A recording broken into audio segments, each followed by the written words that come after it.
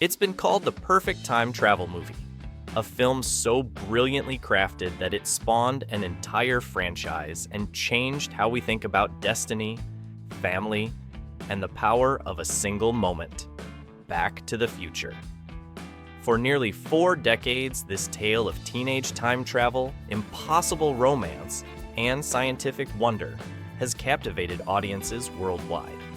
But what if I told you that beneath its familiar DeLorean-powered surface lies a world of secrets that even the most dedicated fans have never uncovered?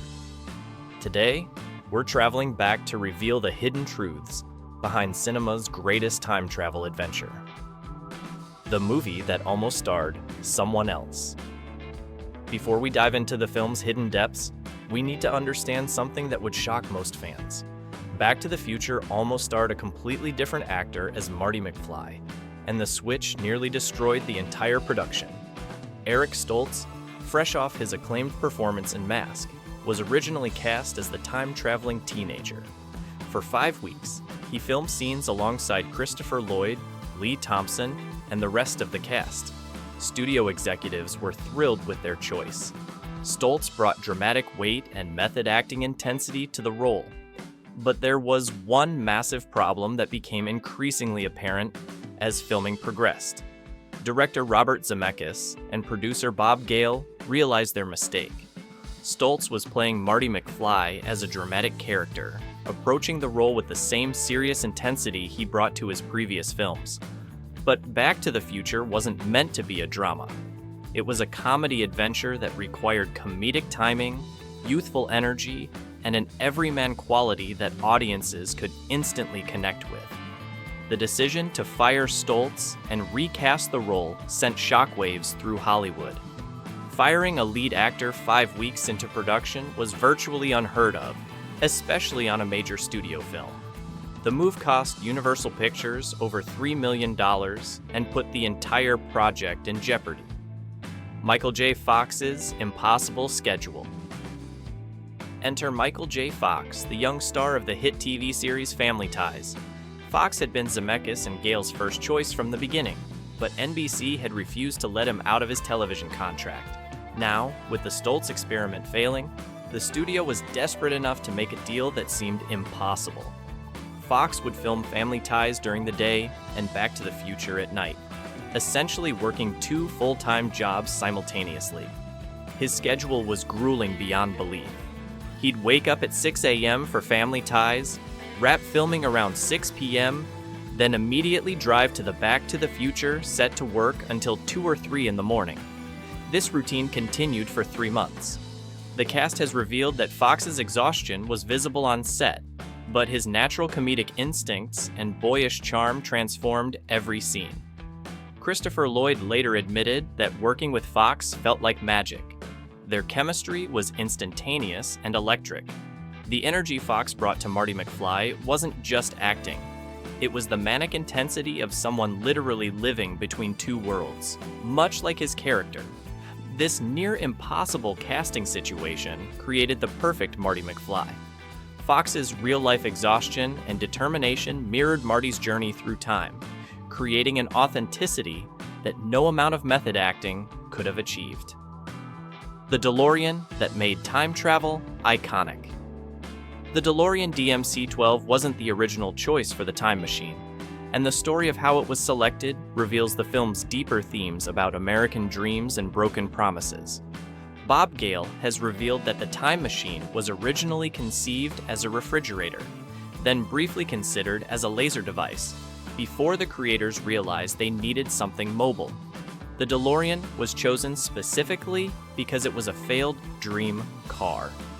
John DeLorean's company had collapsed amid scandal and financial ruin, making the sleek stainless steel vehicle a perfect metaphor for dashed hopes and impossible dreams.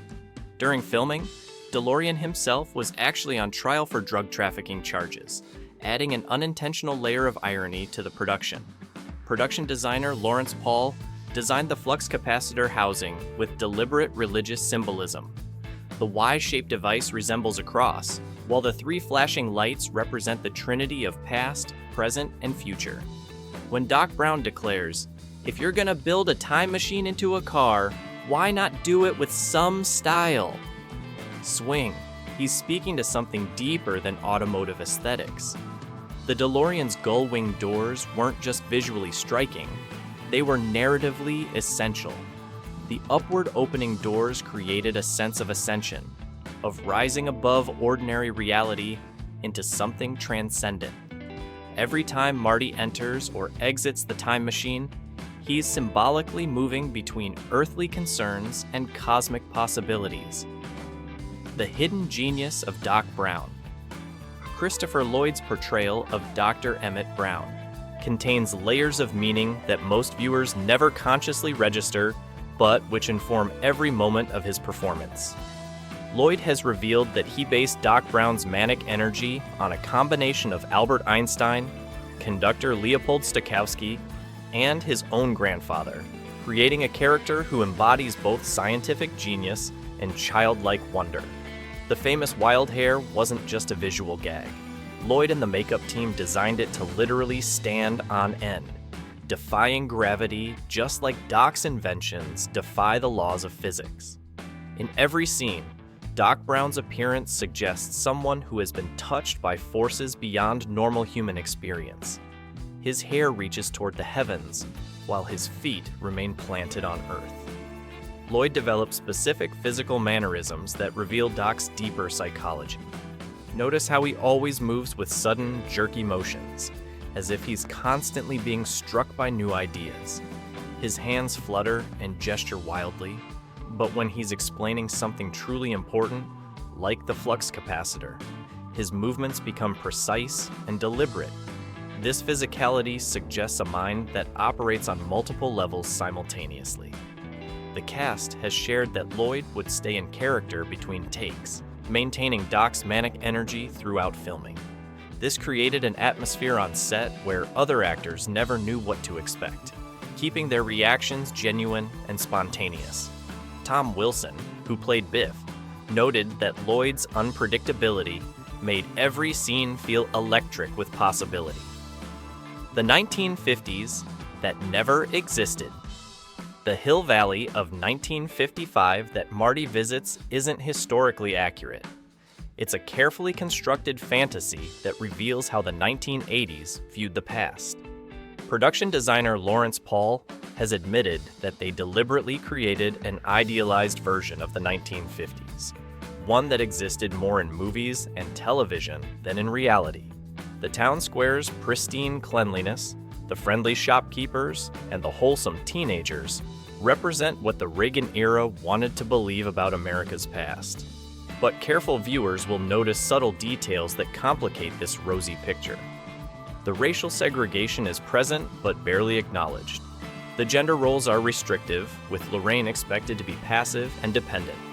Dean Cundy's cinematography reinforces this romanticized vision through warm, golden lighting that makes 1955 appear literally brighter than 1985.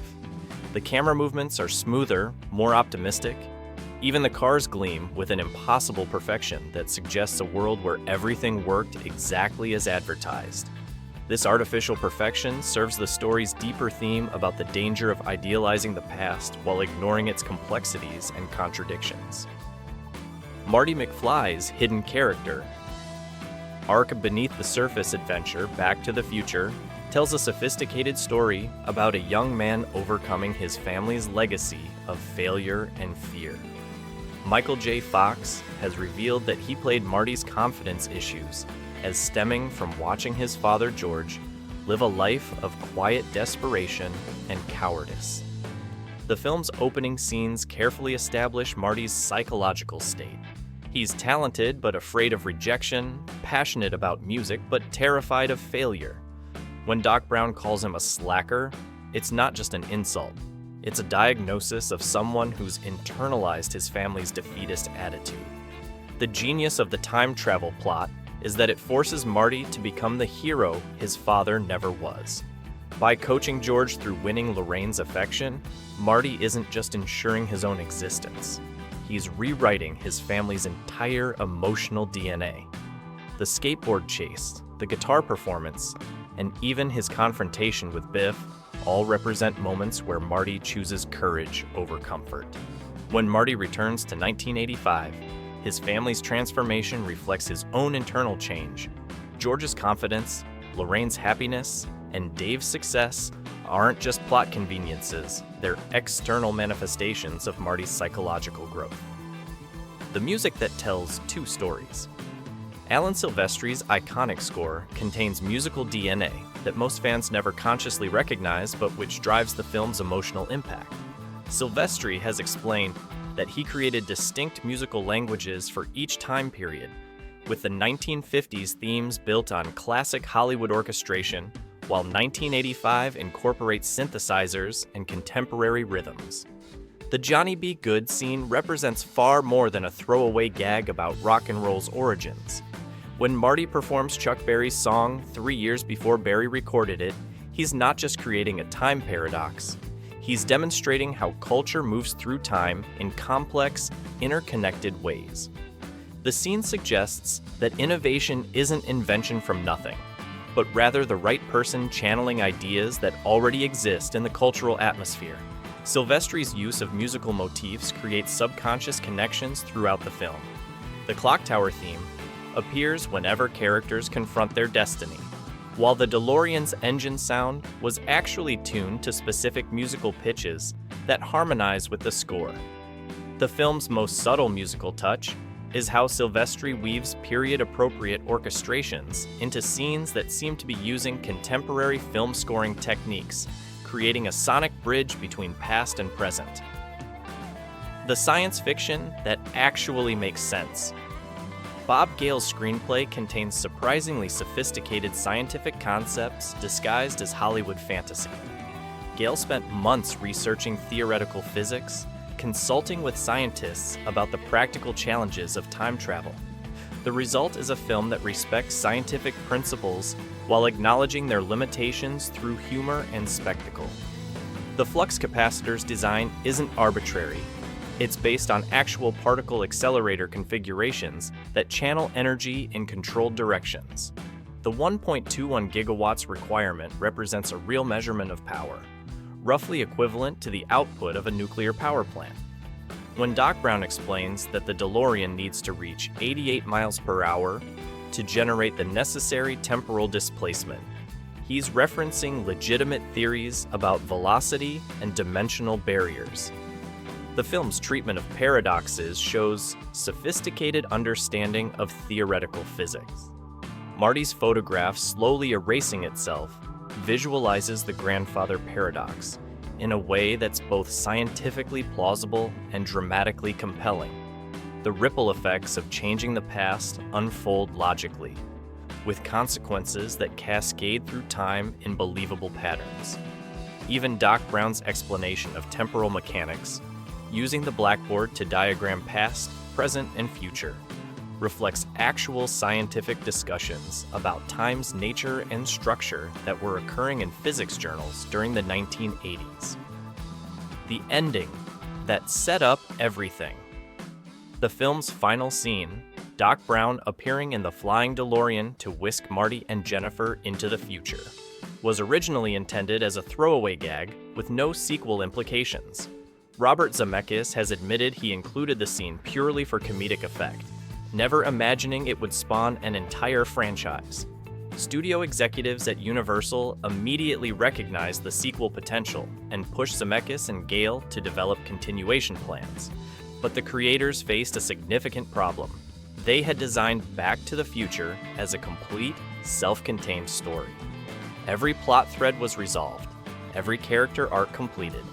The hoverboard reveal became cinema history precisely because it felt both impossible and inevitable. By 1985, audiences had been promised flying cars for decades through science fiction. The DeLorean's conversion from ground vehicle to aircraft represented the fulfillment of futuristic fantasies that had been building in popular culture since the 1950s. Interestingly, the modified DeLorean's design for the final scene required extensive practical effects, work that weren't initially budgeted. The flying car effects were so expensive that they consumed nearly the entire remaining budget, forcing creative solutions for other visual elements throughout the film. The cultural impact nobody predicted. Back to the Future opened in July 1985 with modest expectations, but became the highest-grossing film of the year, earning over $380 million worldwide.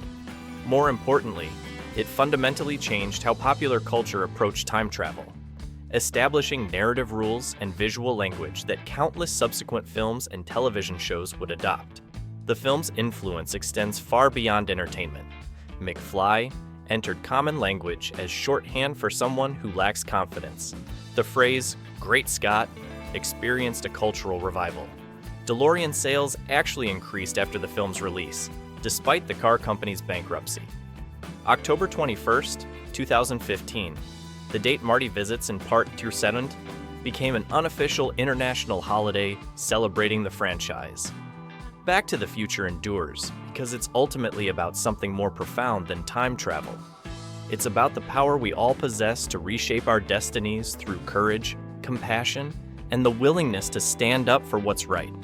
If you've enjoyed these revelations about Back to the Future, hit that like button and subscribe for more deep dives into cinema's greatest treasures. What's your favorite hidden detail from the film? Let us know in the comments below. Until next time, remember, your future is whatever you make it, so make it a good one.